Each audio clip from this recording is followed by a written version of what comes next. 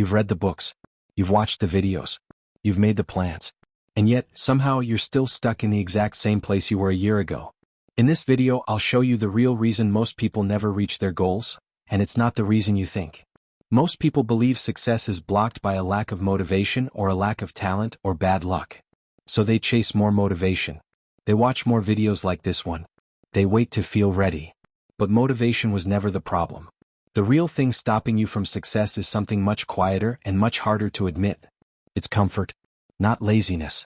Not fear exactly. Comfort. The specific, familiar comfort of your current life, even when that life isn't working for you.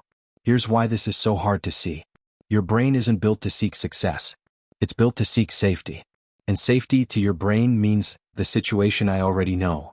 Not the situation that's good for you. Just the one that's familiar. So even if you're unhappy, underpaid, or stuck, your brain treats that unhappiness as safer than the unknown of change. This is why so many people stay in jobs they hate, relationships that drain them, and routines that lead nowhere. It's not that they don't want something better. It's that something better is unfamiliar, and unfamiliar feels dangerous. This is called the comfort trap. And it works in 3 stages.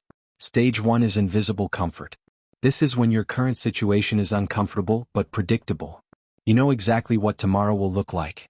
There's a strange relief in that, even if what you're predicting is more struggle. Predictability feels like control even when you have none. Stage 2 is manufactured resistance. Once you start considering a real change, a new business, a new skill, a bold move, your brain manufactures reasons to stop. Not obvious excuses. Smart-sounding ones. I need more research first. The timing isn't right. I should wait until I feel more confident. These sound like wisdom. They are actually stalling tactics dressed up as strategy. Stage 3 is comfort disguised as identity. This is the deepest stage and the hardest to break. Over time, you start to believe the comfortable version of you is simply who you are. I'm not the ambitious type. I've just never been good at finishing things. That's not really me. These aren't facts. They're stories your brain built to keep you inside the comfort zone, because change threatens the identity you've built around staying safe. Here's the part that most self-improvement content gets wrong. They tell you the solution is to get uncomfortable. But that advice on its own doesn't work, because your brain will always choose familiar discomfort over unfamiliar discomfort. Telling yourself to just push through ignores how the brain is actually wired. What works instead is something psychologists call graduated exposure. You don't leap into the unknown. You shrink the unknown one step at a time until it stops looking dangerous. Let's make this practical. Say your goal is to start a business but you keep putting it off. The comfort trap keeps you stuck in stage 1, safe, predictable, unhappy. Graduated exposure looks like this. This week you don't quit your job.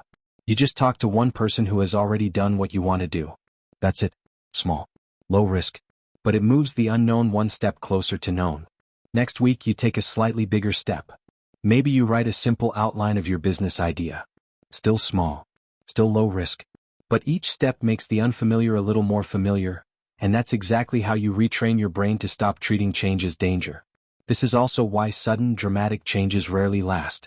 The person who quits their job overnight with no plan often ends up rushing back to their old life within weeks, because the jump was too big, too fast. The brain revolts and comfort wins again. Slow, steady exposure works because it respects how your brain actually operates instead of fighting against it. There's one more piece to this puzzle. Comfort doesn't just come from inside you. It comes from your environment too. The people around you, the daily habits you've built, even the physical space you spend your time in, all of it reinforces the version of you that stays the same. If your friends only ever talk about how things used to be better, or your daily routine leaves no space for anything new, your environment is quietly working against the exact change you're trying to make. This means one of the most powerful things you can do isn't just mental, it's environmental. Change what you're exposed to. Follow people who are already living the outcome you want. Spend time, even just conversations, with people slightly ahead of where you are. This won't feel comfortable at first. That's expected. That discomfort is a sign your environment is finally challenging the identity that's kept you stuck. So if there's one thing to take from this video, it's this. Stop waiting to feel ready and stop blaming motivation. The real obstacle has been comfort the entire time, and comfort doesn't get defeated with one big leap. It gets dismantled one small, deliberate step at a time. Pick one goal you've been putting off. Don't plan the whole journey today. Just take the smallest possible step toward it, The one so small it barely feels like a risk. Do that this week. Then do it again next week. That's how the comfort trap loses its grip. If this video helped you see things differently, subscribe for more videos like this, and I'll see you in the next one.